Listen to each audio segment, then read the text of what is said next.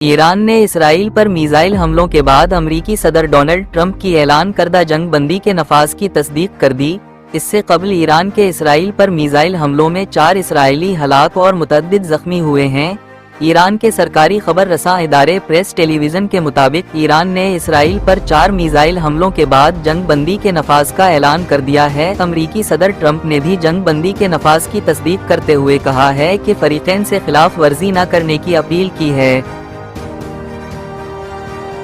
ہندوستان نے منگل کو اسرائیل، ایران کے درمیان جنگ بندی کی خبروں اور اس پر عمل درآمد میں امریکہ اور قطر کے رول کا خیر مقدم کرتے ہوئے اس بات کا اعادہ کیا کہ خطے میں کئی تنازعات کو حل کرنے کے لیے بات چیت اور سفارت کاری کا کوئی متبادل نہیں ہے۔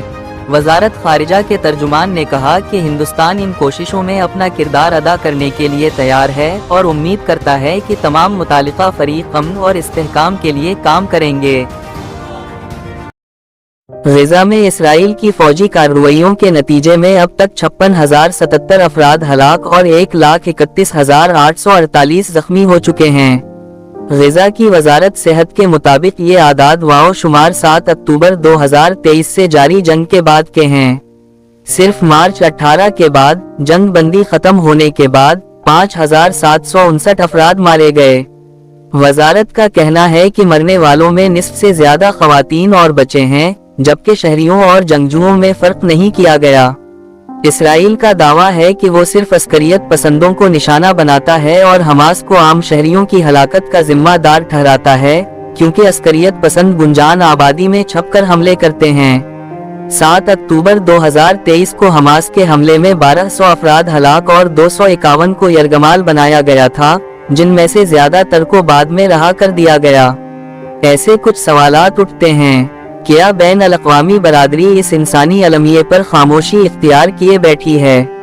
خواتین اور بچوں کی بڑی تعداد میں ہلاکت پر اقوام متحدہ اور انسانی حقوق کی تنظیمیں مؤثر اقدام کیوں نہیں کر رہیں؟ کیا اسرائیل کی دفاعی کارروائی کی آڑ میں عام شہریوں کی جانیں لینا جنگی جرائم کے زمرے میں نہیں آتا؟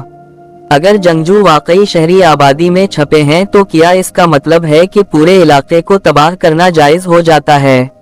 Bureau report Urdu news. Iran اور اسرائیل کے درمیان جنگ بندی کا اعلان تو ہو گیا ہے، لیکن دونوں ہی ممالک کی طرف سے چند ایک حملوں کی خبریں میڈیا میں سامنے آئی ہیں۔ امریکی صدر ڈونلڈ ٹرمپ نے جنگ بندی کے باوجود ان حملوں پر اپنی شدید ناراضگی بھی ظاہر کی ہے اور خصوصاً اسرائیل سے کہا ہے کہ اسے ایران پر بمباری نہیں کرنی چاہیے تھی۔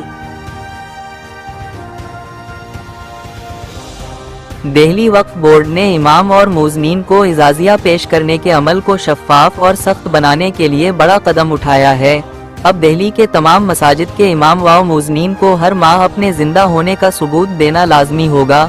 وقف بورڈ کے نئے حکم کے مطابق انہیں ہر ماہ کی 20 تاریخ تک دہلی وقف بورڈ کے دفتر میں آ کر اپنا چہرہ دکھانا ہوگا۔ ان کی حاضری پنچنگ مشین کے ذریعہ سے درج کی جائے گی، جس سے یہ یقینی بنایا جا سکے کہ اعزازیہ صحیح شخص کو ہی ملے۔ یہ فیصلہ تب لیا گیا جب کچھ ایسے معاملے سامنے آئے کہ انتقال کے بعد بھی متعلقہ ائمہ یا مؤذنین کے بینک کھاتوں میں اعزازیہ کی رقم منتقل ہوتی رہی۔